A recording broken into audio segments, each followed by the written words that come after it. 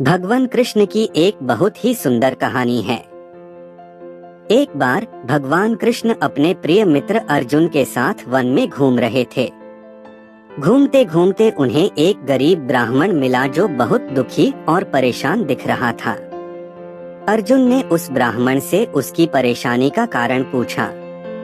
ब्राह्मण ने बताया कि वह बहुत गरीब है और उसके परिवार का पालन पोषण करना मुश्किल हो रहा है।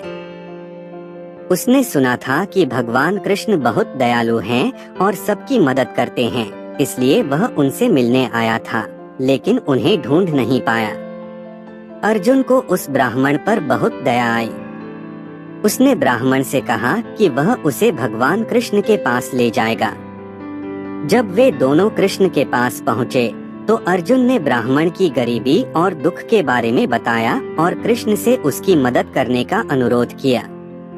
भगवान कृष्ण ने ब्राह्मण की बात ध्यान से सुनी और फिर अर्जुन से कहा, हे अर्जुन, इस ब्राह्मण की मदद तुम ही कर सकते हो। अर्जुन यह सुनकर हैरान हो गया।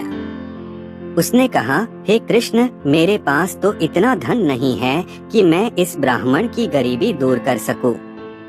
आप तो सर्वशक्तिमान हैं, आप ही इसकी मदद क्यों नहीं करते?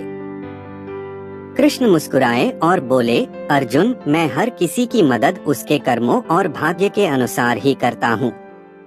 इस ब्राह्मण के भाग्य में धन की कमी लिखी है, लेकिन तुम अपनी दया और करुणा से इसके भाग्य को बदल सकते हो। अर्जुन को अब भी कुछ समझ नहीं आ रहा था। तब कृष्ण ने एक छोटा सा पत्थर उठाया और उसे सोने में बदल दिया। उन्होंने वह सोने का पत्थर ब्राह्मण को देते हुए कहा, यह लो, इसे बेचकर तुम अपनी गरीबी दूर कर सकते हो। ब्राह्मण बहुत खुश हुआ और उसने कृष्ण को धन्यवाद दिया। जब वह जाने लगा तो अर्जुन ने कृष्ण से पूछा, हे कृष्ण, आपने तो पल भर में इस पत्थर को सोना बना दिया, फिर आपने पहले मुझसे इस ब्राह्मण की मदद करने के लिए क्यों कहा?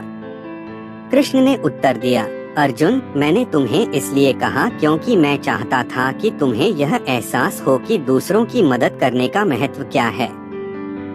मैंने तो इस ब्राह्मण को सोना दे दिया, लेकिन इससे उसकी तात्कालिक गरीबी ही दूर होगी।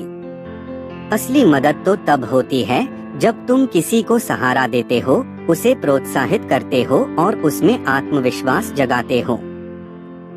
तुम्हारी करुणा और सहानुभूति इस ब्राह्मण के लिए सोने से भी ज्यादा मूल्यवान है। जब तुम किसी दुखी व्यक्ति की मदद करते हो तो न केवल उसकी परेशानी दूर होती है, बल्कि तुम्हारे हृदय में भी शांति और संतोष का अनुभव होता है। इस कहानी से हमें यह प्रेरणा मिलती है कि हमें हमेशा दूसरों की मदद करने के लिए तैयार रहना चाहिए। हमारी छोटी सी कोशिश भी किसी के जीवन में बड़ा बदलाव ला सकती है।